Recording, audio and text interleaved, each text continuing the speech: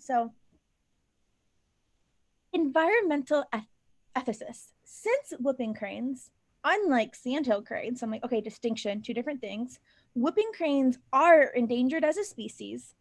The survival of any one whooping crane is much more important to the preservation of its species than the survival of any one sandhill crane is to the preservation of its species. So, sorry, sandhill cranes, like you are just not a priority.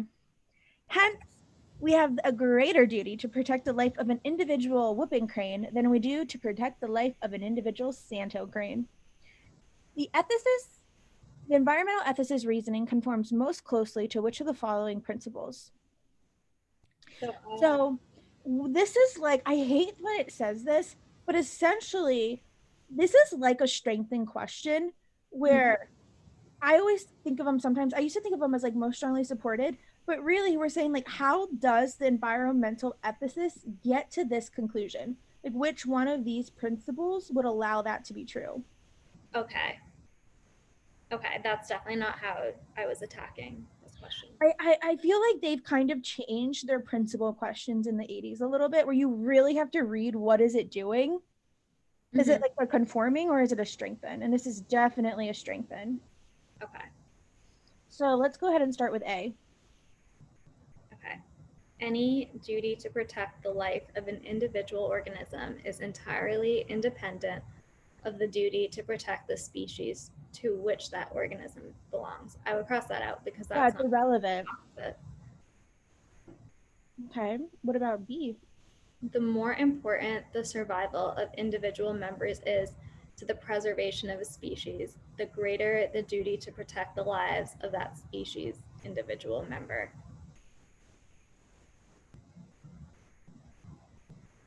Yeah, I mean, I guess that's kind of what's happening. I would feel like that would justify their reasoning, but let's go on to C. The fewer species an endangered the fewer species an endangered species is closely related to, the greater the duty to protect that species. I would cross that off. Now, do we talk anything about being related? Mm-mm. Right? What about D? The greater duty to protect a species as a whole than there is to protect any individual member of that species. Now, that's the opposite. Excellent. And then E, there is a greater duty to protect one individual organism over another only if the former organism is a member of an endangered species and the later is not. This is the one I chose. Okay, so how would you diagram E? Um, okay. Only if. Okay. So, okay.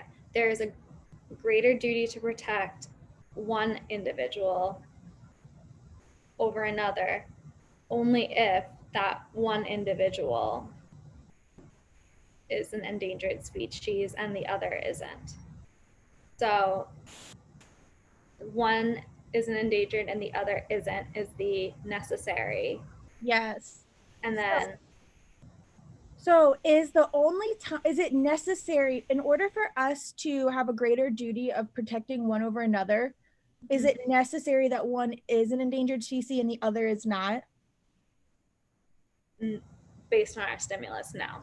No, and that, even if that were true, like this is necessary, that still doesn't mean that you have to do this, right? This is where we're trying to get to. This is actually what the ethicist does, right? And Okay. so that's why our answer is B, because it tells us specifically, like, hey, how the more important the survival of individual members is to the preservation of a species, which is true of the whooping crane, Mm-hmm. the greater the duty to protect the lives of that species is. And so that's why we have to do more to protect the whooping crane than the sandhill crane. So we treat this like a strengthening question. B absolutely does that. Okay. And do you really see why E is wrong? Yeah, I do. That makes sense. Excellent. Only if it's necessary. Only if it's necessary.